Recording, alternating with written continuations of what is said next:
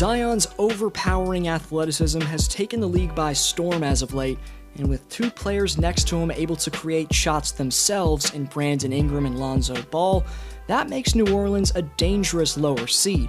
The young Pels are only 2 games back of reaching the play-in tournament, and since they've shown off their potential to lead the West one day, here's why you should look out for Zion and the Pelicans.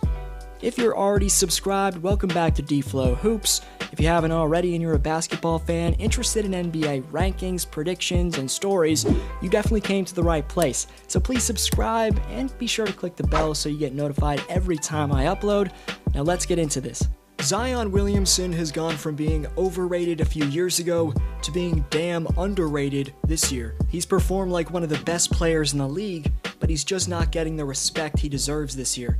Last night against the Nuggets, he extended his streak of scoring 20-plus points to 22 straight games, the longest of any player in the NBA this year. The man leads all forwards in field goal percentage by far, and while he came up short of getting the W for his team, Zion dropped a career-high 39 points last night, exploding past his matchup at will. Williamson missed just 3 shots as he was 16 for 19 from the field overall, and these outings are nothing new for the Duke product, as Williamson's already hit the 30-point plateau in 11 games this season. He's doing more than just scoring too. He's also recorded 4 double-doubles over his last 11 appearances, a span in which he's also scored 23 or more points each time. One of the keys to the sophomore looking like a top 10 to 15 player in the league is how he's being used within the Pelicans' offensive system. In late January, the Pelicans began experimenting with using Zion as a point forward and first option. Up until that point in the season,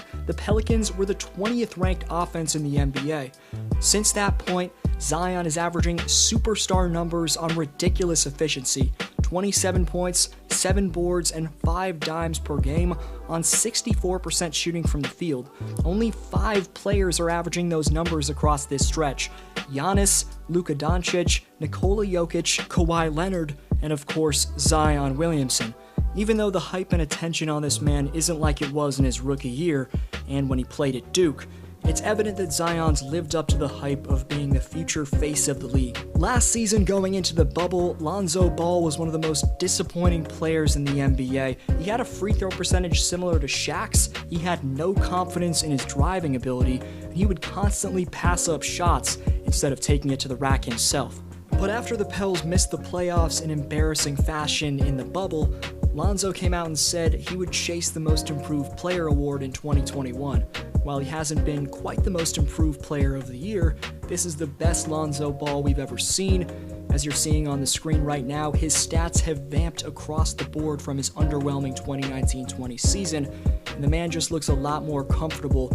Most significantly, his deep-range shot has progressed, as there have been few better shooters in the NBA than Lonzo this season.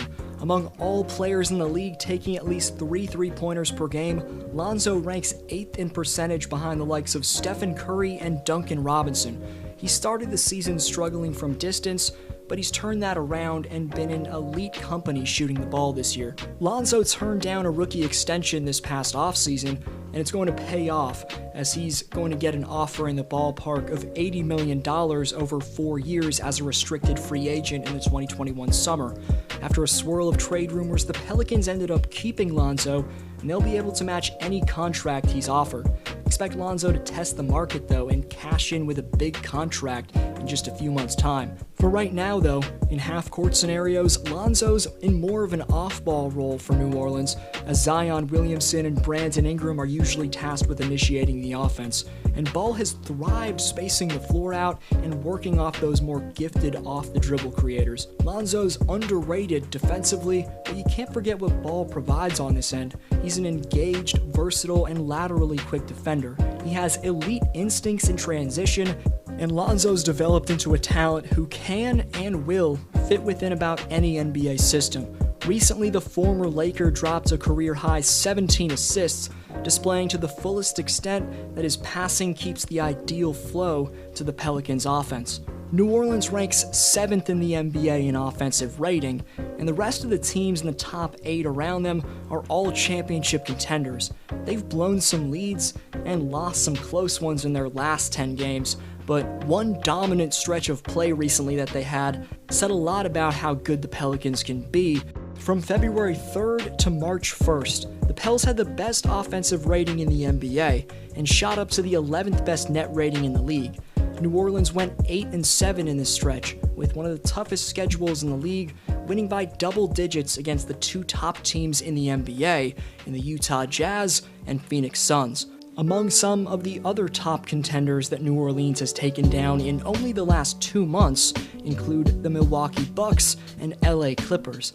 So even though they have the 13th toughest schedule remaining, with 28 games left in the season, the young Pels have a chance to win the game on any given night, no matter who they're playing against. In terms of whether the Pelicans will sneak into the playoffs, while they're 4 games back of the Spurs right now, the Pels are only 2 games back of the 10th placed Warriors for a shot at the play-in tournament. Another important thing to note about the Pels is the fact that all 3 of their best players in Ingram, Williamson, and Ball are all under the age of 23 and in their physical prime.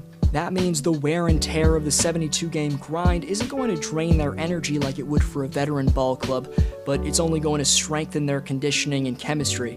With the explosiveness of Zion in the half court and most prominently in transition, plus the smooth shot creating of the 2020 All-Star Brandon Ingram to go along with the flashy, quick-twitch playmaking of the UCLA product Lonzo Ball, whether it's this season or not, basketball fans in the Big Easy have a special decade ahead of them and get to witness one of the best young trios in the NBA. Before predicting if the Pelicans will make the playoffs, this next segment covers the Pelicans' improving role players, but to put it bluntly, the Pelicans' depth is severely lacking. They rank 24th among teams in bench scoring, and it's the main aspect that's keeping this team from being a top, legitimate playoff squad.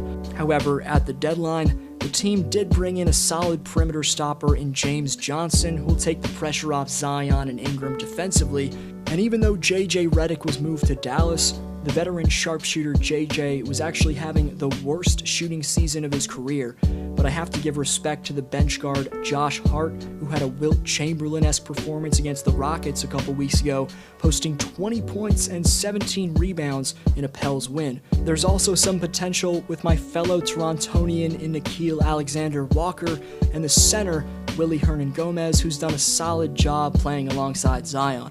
So is this a playoff team in 2021, or will Zion and the Pels come up short for a second straight year?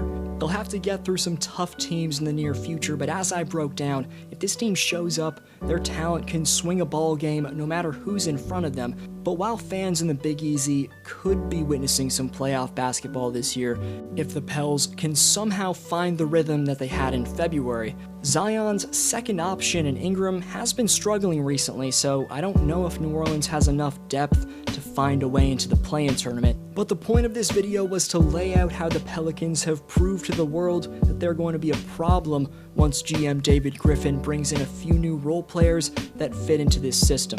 You can follow the channel on Instagram and Twitter at DFlowHoops, as well as the writers for this video and myself, Adam Kahane, and Ian Kahinde on Instagram. Links are all in the description. Have a great day. This was DFlow, and I'll see you next video.